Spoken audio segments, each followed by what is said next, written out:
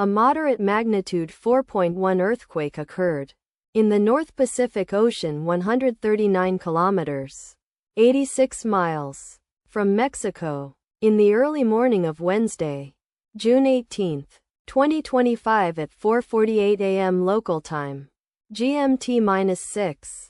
The quake had a very shallow depth of 7.8 kilometers, 4.8 miles, and was not felt, or at least not reported so. First to report, INETER after 7 minutes.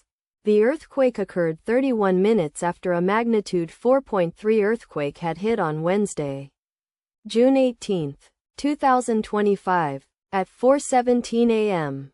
GMT-6 local time, in 0.2 kilometers, 0.1 miles, distance to the east. Data source from Volcano Discovery. Did you feel it? Let us pray. May the earthquake that occurred not affect our brothers and sisters there.